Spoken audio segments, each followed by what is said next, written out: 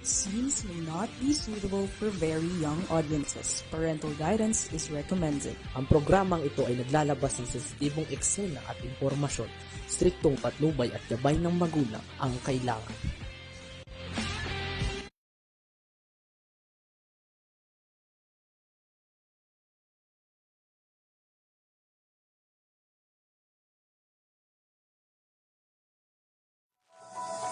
Okay, so magandang araw po.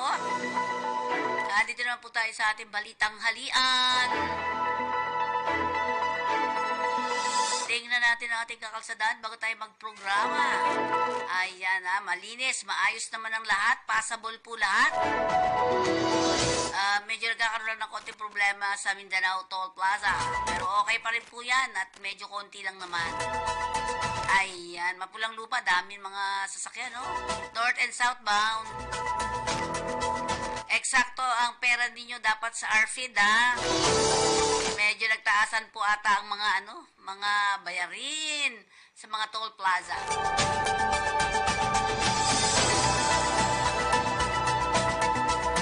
Magandang tanghali!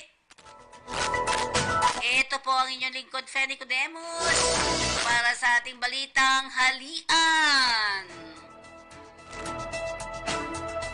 Sa ulo ng mga balita, Romualdez,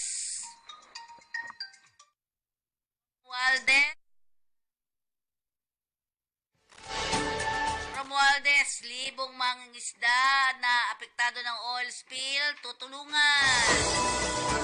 Tolentino, mag-ingat sa pagbili ng pagkonsumo ng isda, shellfish sa mga apektado ng oil spill. Senator Cynthia Villar gustong mag-mayor sa 2025 election. Rice for all, arangkada na. Naku, gusto ko yan. Higit 7 milyong drogang nasabat sa 3 abandonadong parcel sa NAIA. Mrs. inaresto, hinihinalang karelasyon ni Mr. Sinunog. 145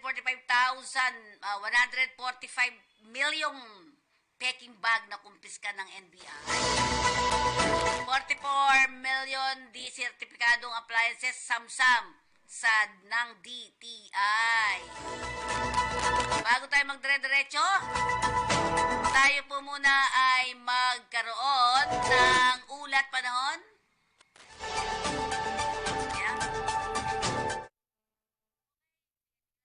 Ayan. Ang report galing sa labas.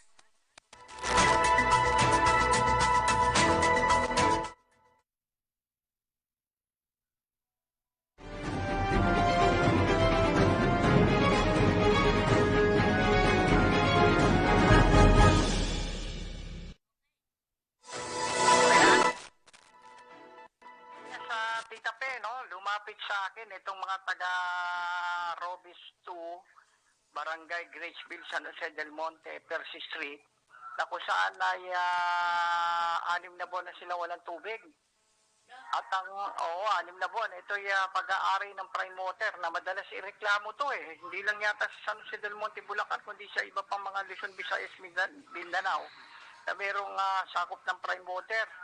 Alam mo, halos 6 na buwan na sila, hindi na mga nakakaligo at yung mga iba senior citizens at mga kabataan, mga bata na may sakit, yung mga baby, ay lalo pang nagkasakit, tape, dahil sa walang tubig. Alam mo, dati na itong nireklamo kay Mayor Arthur Robes ng San Jose del Monte at kay Congressman Florida Robes.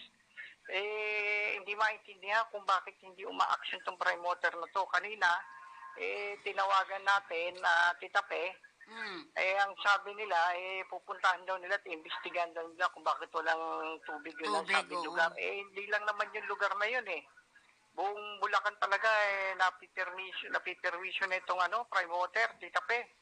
At matagal na itong nirereklamo. Hindi naman sa pinipersonal natin to, no? Kung hindi yung reklamo, dahil bisa nga mas malakas pa yung ihi ng kabayo sa sa tubig ng prime water talaga? Tignan mo. Oo, kaya laking ngit-ngit galit nila. na nagbabayad naman sila ng tamang bayad sa nasabing may pag-aari ng prime water.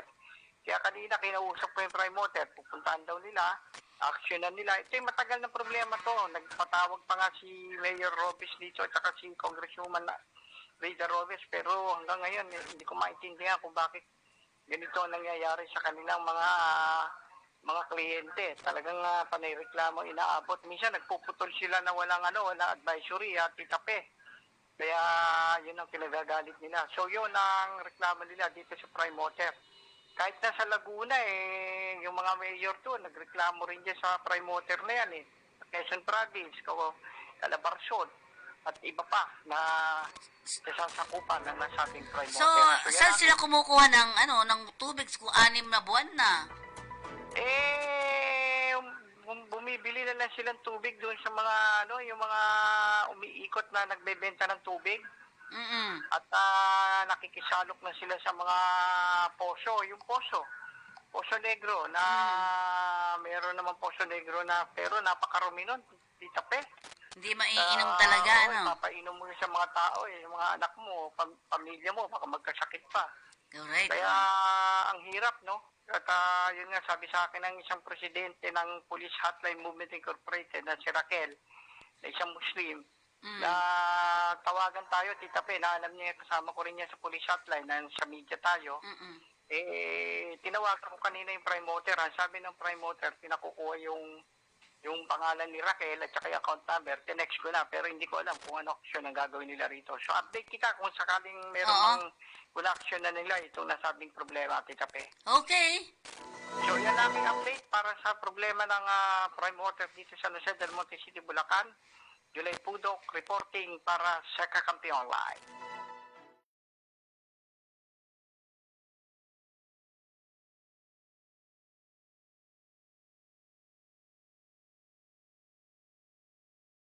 Okay, balik tayo sa ating programa. Pag 6 na buwan kang walang tubig, ay naku, mahirap yan. Kaya kailangan kilos-kilos, kilos-kilos. I-report ka agad dyan. Tayo muna ay magkaroon ng isang report para sa ating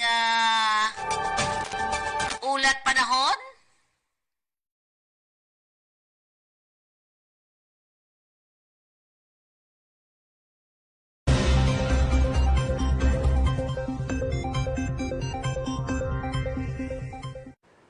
Magandang araw sa ating lahat. Narito ang ating weather update.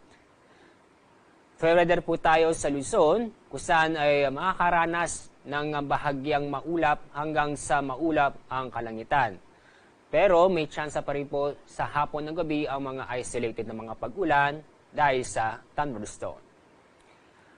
Fair weather din po sa Visayas at sa Mindanao, kung saan makakaranas din ng bahagyang maulap hanggang sa maulap ang kalangitan, maliban lang po sa mga isolated na mga pag-ulan sa bandang hapon o sa gabi.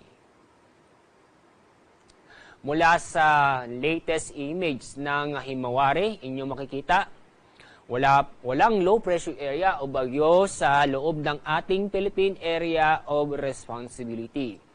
Itong ridge of high pressure area ay nakakapekto o umaabot sa northern Luzon. Yung ridge of high pressure area, ito yung extension mismo ng high pressure area na kung saan magbibigay ito ng maganda ang panahon. Yung habagat naman ay hindi po umaabot sa ating bansa. Kaya nasa monsoon break po tayo. Itong ridge of high pressure area ay inaasahan po natin bukas ay patuloy pa rin iiral sa northern Luzon, samantalang itong habagat ay hindi pa rin aabot sa ating bansa. Kaya bukas, araw ng Biyernes, ang buong bansa ay makakaranas po patuloy din makakaranas ng fair weather kung saan makakaranas ng bahagyang maulap hanggang sa maulap ang kalangitan. Pero asahan pa rin natin ang mga isolated na mga pag-ulan sa hapon o sa gabi. Ang araw sisikat mamaya pong 5:40 ng umaga. Ang araw lulubog sa ganap na 6:25 ng hapon. Ayan pang ating weather update mula sa Pag-asa. Ako po si Aldsardi Aurelio.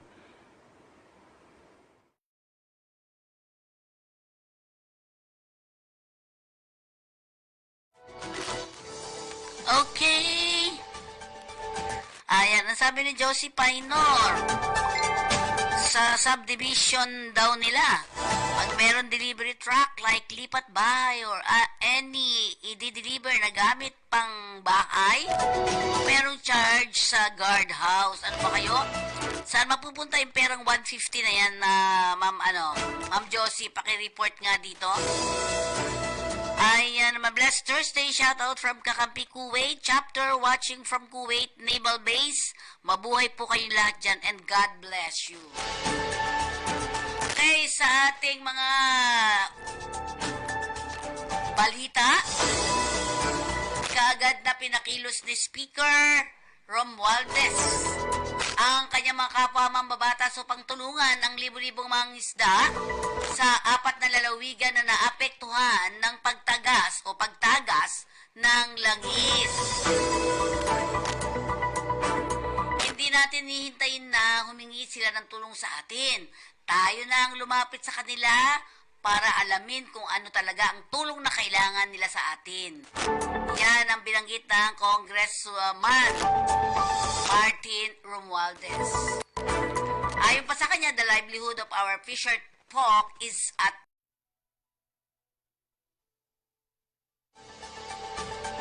Okay, sa ating mga balita, hiniling din niya sa mga mambabatas sa mga apektadong lugar na i-assess sa tulong ng mga local government units, Bureau of Fisheries and Aquatic Resources, Philippine Coast Guard at iba pang concerned agency. Ang pinsalang dulot ng oil spill, gayon din ang lawak nito. Matatandaan na tumagas ang industrial fuel at diesel mula sa 2 barko na lumubog sa Bataan at sa Manila Bay area nitong nakaraang linggo. Ang isa pang barko ng MT Terra Nova ay may kargang 1.4 milyong litro ng industrial oil. Ang mga mangingisda naman ay apektado ng oil spill ay mula sa Bulacan, Bataan, Pampanga at Cavite. Samantala, naku, pasensya na po kayo ha, at nagkaroon ng problema sa technicals natin. Sa subdivision, sabi ni Josie Painor, sa subdivision naman po namin, pag merong delivery ng truck, ito na pala yun. Okay, hinimok ni Senate Majority Leader Francis Tolentino ang mga mamimili na mag-ingat sa pagbili at pagkonsumo ng mga isda at shellfish na galing sa coastal areas na apektado ng oil spill mula sa tumaob na motor tanker Terra Nova sa karagatan ng Limay, Bataan nitong nakaraang Hulyo 25. Inilabas din ng Tolentino ang paalala sa kanyang pagbisita sa Barangay 31 sa Caloocan City at Barangay 123 sa Tondo. Mayroon na kung saan namamahagi sila ng tulong kasunod ng pananalasa ng Bagyong Karina.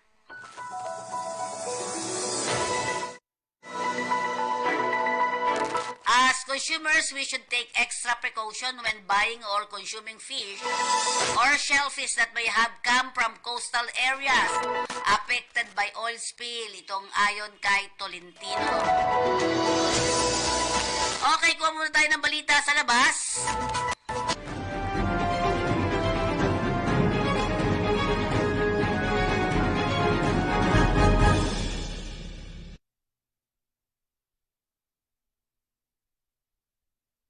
Tita Pe. Yes, Tita Pe. Yes po, yes. Oo, may panibagong kaso na naman ang isinampa rito kay kilala mo itong si Janet Napoles, no? Ay, oo.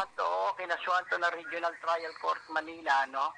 Ng 7 hanggang 14 na taon doon sa kasong Money Laundering Act case, no? Mm-hmm. Na siya ay napatunayan na talagang involved siya sa mga kanyang pinagagawa mula noon nung na-involve nga rito sila Senator Enrile, Jingo Estrada at saka Bong Revilla. Ayun, at panibagong kaso na naman to at 7 hanggang 14 na taon na kanyang sentensya. dito sa Regional Trial Court na ngayon ay talagang pinatunayan to ng huwes, no? Nasabing korte na siya ay talagang sumabit dito sa Money Laundering Act. Ngayon, panibagong kaso na naman itong inabot na itong si Janet Tapoles na siyang kanyang papasanin, no? Kanyang krus. Dahil sa kanyang, hindi lang pala isa to patong-patong na kaso pala ito yung sinasampa sa kanya, no? At itape. Na ngayon ay balik kulungan na naman to. Dahil kasi tuwing hearing, nilalabas ito para katulad sa iba't ibang kasong ginawa niya dyan sa nasabi nga yung Money Laundering Act na yan. So yun, at makukulong na naman to ng 7 hanggat 11. Nakalabas na ba? Nakalabas na ba yan? Hindi pa. Guilty, okay. Guilty siya Guilty. So additional yan, additional. Oo, yun nga, nakasuhan uli na naman siya ng panibago. Sigurado na sa 7 hanggang 14 na taon, mahirap na yon. Alam ko rito kung lifetime yata to Oo. Hindi ko alam, nadagdagan pa uli. Kahit sa 1 taon lang, mahirap na sa kulungan, yung pa kayang mga ganong sentensya, napakahirap, di ba, Tita Pe? Oo nga. Papagaling mo, Cruz. So, yun, yan ang kaya update na nakasuhan na naman ng 7 hanggang 14 na taon. Ito sa Janet na Poles na sa kasong Money Laundering Act. Para sa Kakampi Online, Jeray Pudok, reporting.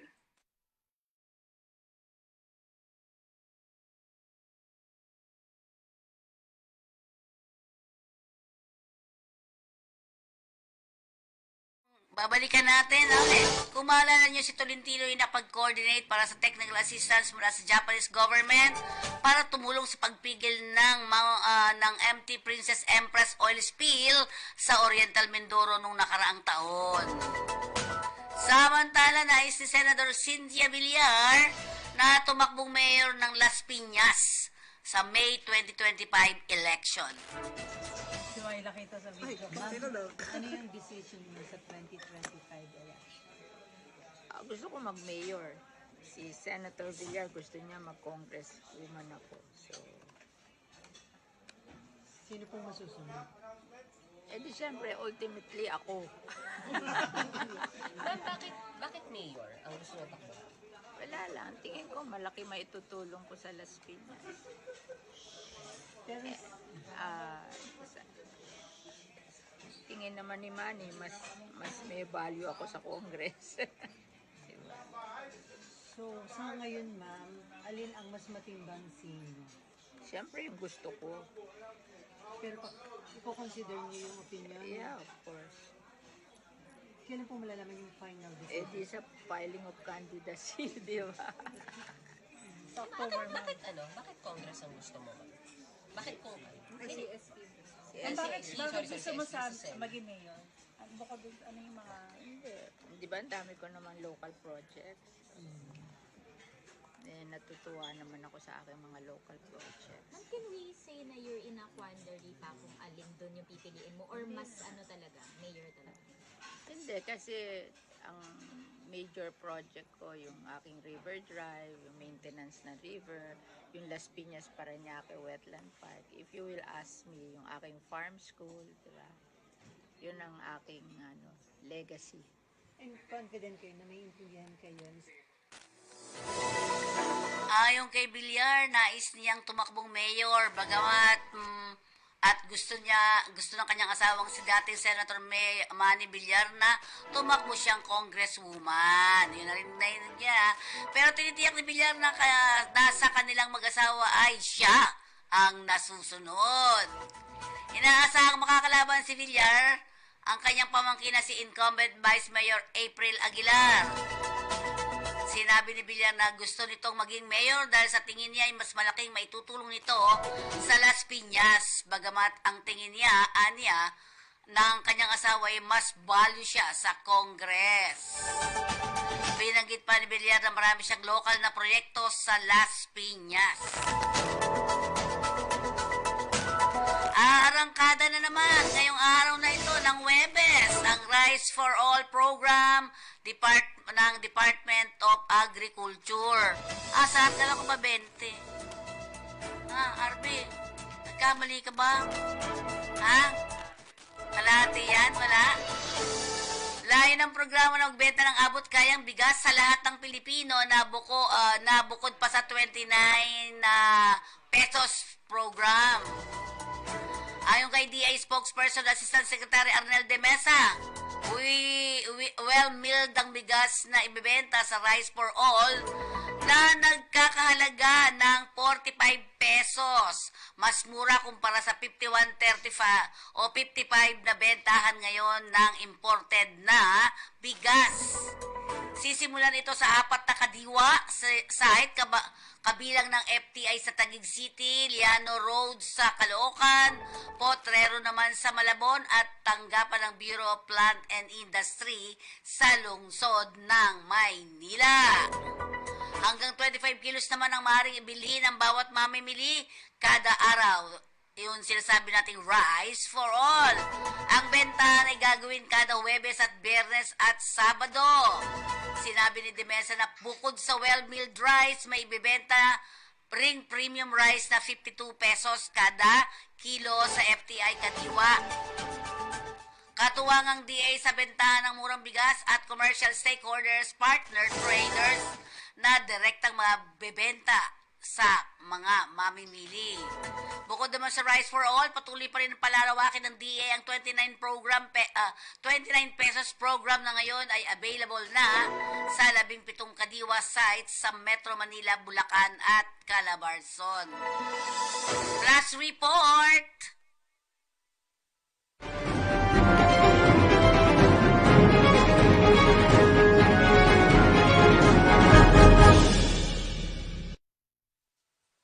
Yes, Mayor Hani, nagtalaga ng bagong MTPB chip para tiyaking mapapaglingkuran ng maayos ang mga Manileño. Inanunsyo ni Manila Mayor Hani Lacuna na nagtalaga siya ng bagong namumuno sa Manila Traffic and Parking Bureau para tiyaking mapapaglingkuran ng gusto ang mga residente ng lungsod.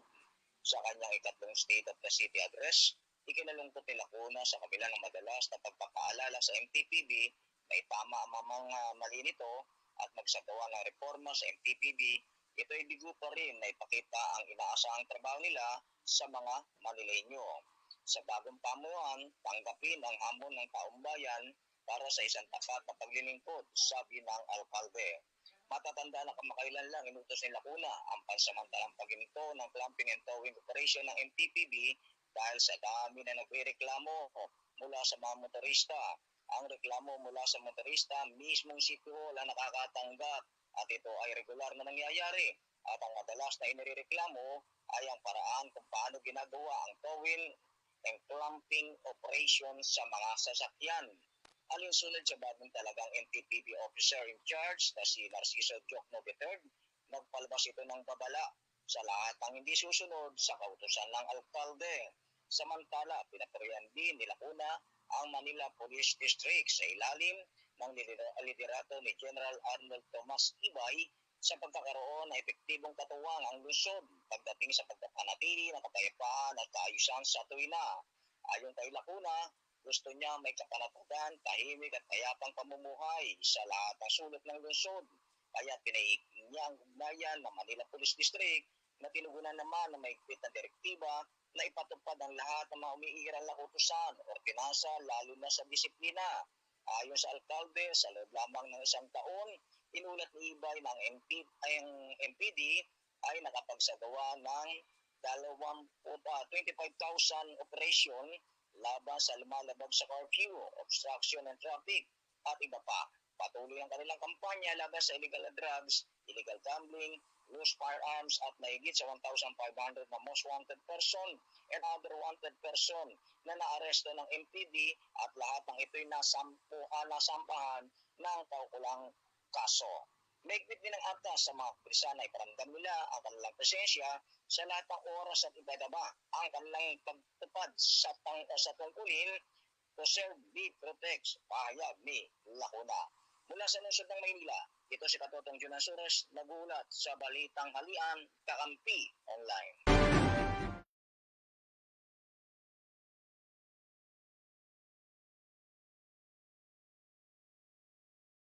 Okay, at syempre, ito naman tayo sa ating balita. Mahigit sa 7.7 milyong pesos ang halaga ng illegal droga mula sa 3 abandonadong parcel ang nasabat ng Bureau of Customs.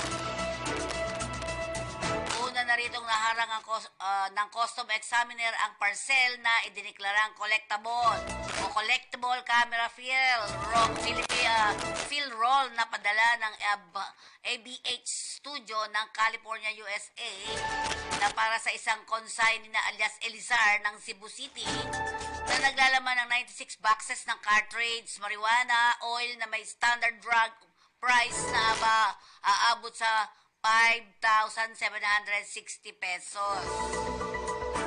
Sa pangalawang parcel ay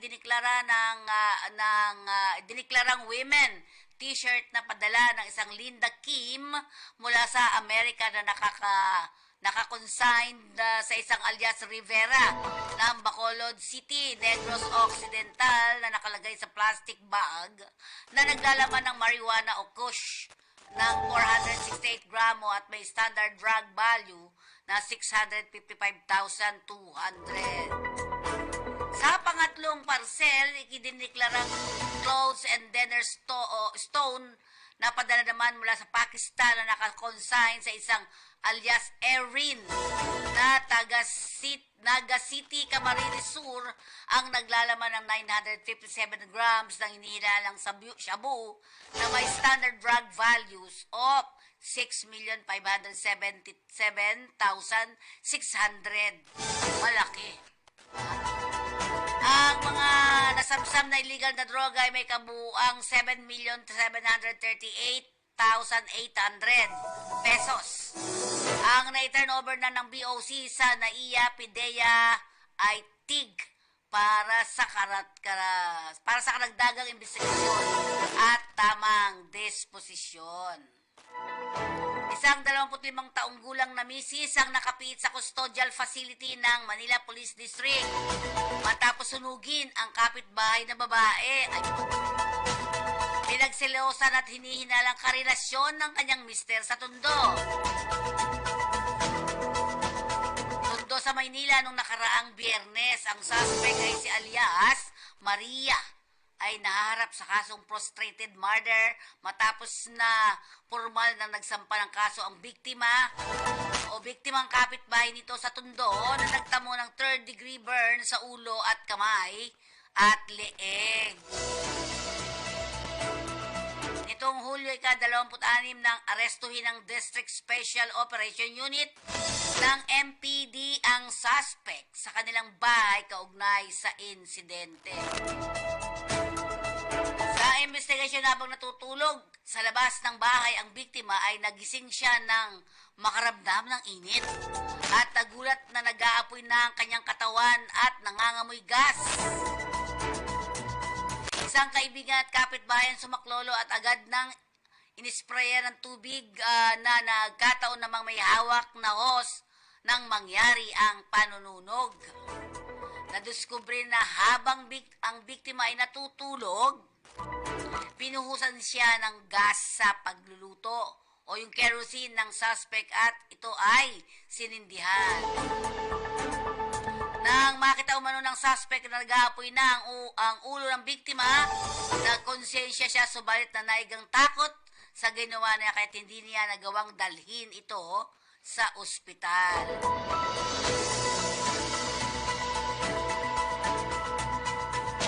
Nang komprontahin at saksakin ng basag na bote ng suspect ng isa ring babae sa Tondo na kanya rin pinagselosan, hinihinala ng kaniyang mister.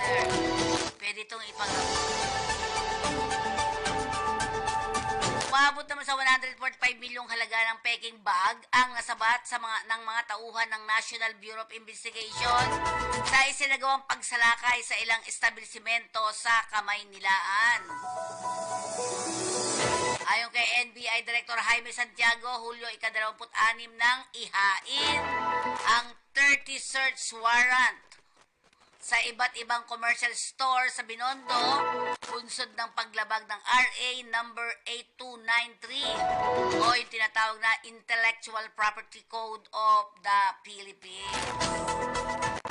Sa naturang pagsalakay na kumpiska sa mga peking signature bag na kinabibilangan ng Balenciaga, Bottega, Veneta, Gucci at YSL na nagkakahalaga ng 145 million pesos. Bago ito, sinabi ni Santiago na nakatanggap din ng reklamo ang NBI Rizal District upang katulad din ng kaugnayan na tindang na nagbebenta, nag-i-import at nag-i-imbak umano ng mga counterfeit product na may tatak ng mamahaling bag. Agad sumailalim sa surveillance at test buy operation ang mga establishmento hanggang sa makumpiska at ikasa ang operasyon. Sinamsam naman ng mga otoridad ang lahat ng produktong peke. Tinatayang 44 million pesos. Ang halaga naman ng uncertified household appliances ang nasamsam naman ng Task Force Kalasag ng Department of Trade and Industry sa isinasagawang pagsalakay sa Plaridel, Bulacan nitong nakaraang Martes. Sa kabuuan, nasa 118 million na nga ang nasamsam ng DTI sa taong ito.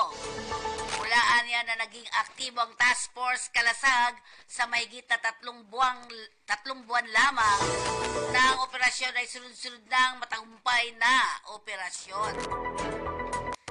Samantalang pinurihan ni Pascual ang dedikado at masipag na gawain ng mga Fair Trade Group, Fair Trade Enforcement Bureau at ang Product Standard Monitoring and Enforcement Division na pinumumunuan naman ni Assistant Secretary Agaton Teodoro Obero, Director ng Philippine Sawali at Chief Ryan Ray Baluyon.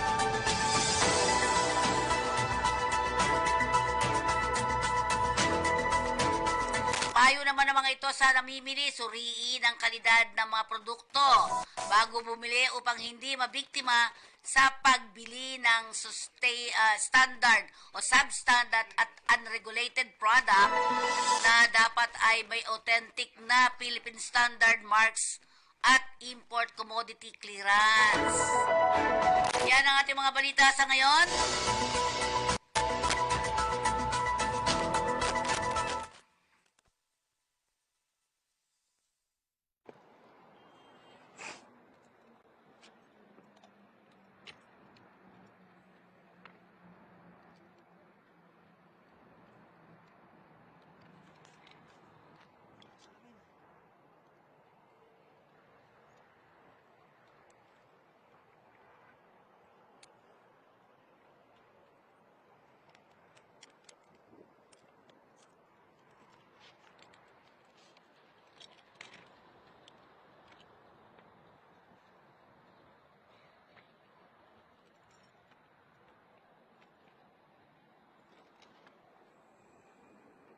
Si Donato Pallones. Dalawa po asawa niyan.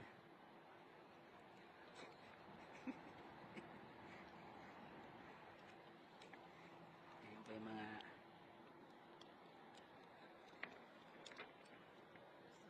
ang trabaho po namin ay 1 take lang. Wala nang take 2. Kapag nag take 2 ka ay jogi ka na.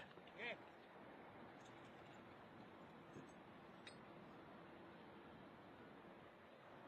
Okay. Hindi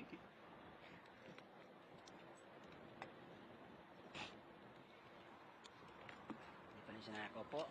But, mag-set up na siya. Okay. Pasok na. Okay. Sitting pretty na. Next, si Jack. Ang ating pangalawa sa play. Nabababa.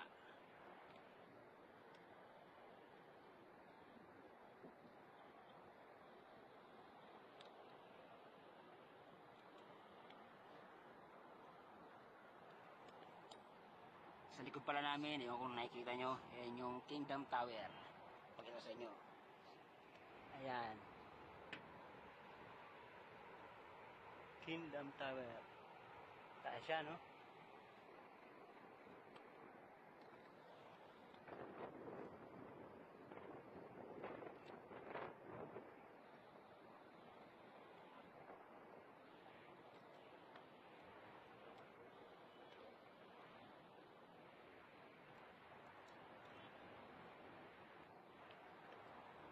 Sobrang init.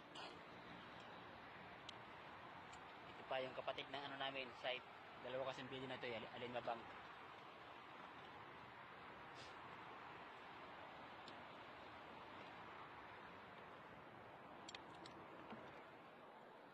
Aywa!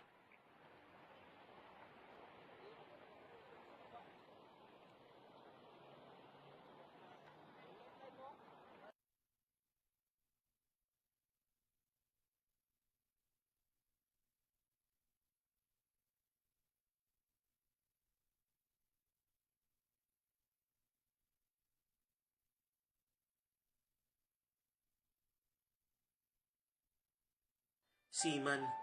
Si manluloko daw kung tawagin. Ganito ang katagang alam ng karamihan kapag alam nilang seaman. Pero, lingid sa kanilang kaalaman, ang realidad ng pagiging isang seaman, mainit, malamig, maalon, maingay, puyat, ilan lang yan sa mga nararanasan ng mga marino. Piniling lumayo para sa pamilya at para sa kanilang pangarap. Hindi ganon kadali ang propesyong ito katulad ng mga OFW abroad. Halong saya, lungkot, takot at kaba ang iyong mararamdaman habang ikaw ay nasa malayo. Masaya dahil natutupad mo ang mga pangarap mo para sa iyong pamilya. Masaya dahil kahit papano may bibigay mo na ang pangangailangan ng iyong pamilya. Masaya dahil nakakapasyal ka sa iba't ibang lugar sa mundo. Pero ang hindi alam ng karamihan na sa likod ng masasayang mukha may lungkot na nakatago. Lungkot kasi malayo ka sa iyong pamilya. Lungkot dahil mamimiss mo mga mahal mo sa buhay. Lungkot dahil wala ka sa espesyal na araw na iyong mga anak tulad ng birthday at graduation day. Yung mapapatanaw ka na lang sa dagat at ibubulong sa hangin ang lahat ng lungkot na iyong nararamdaman. Bagamat ganun pa man, kailangan nating lumaban. Kasama ang mga bagong kaibigan na para tayo damayan. Sayawan at kantahan, mga simpleng libangan para panandaliang makalimutan ang lungkot na nararamdaman. Simpleng kainan at kwentuhan para mapawi ang pagod na nararamdaman. Langit, lupa at dagat. Yan ang buhay ng isang seaman.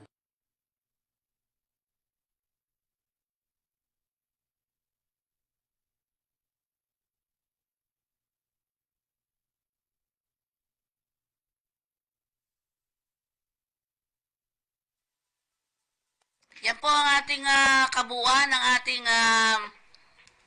balitang halian. Muli po, bukas po, Friday. Thanks God.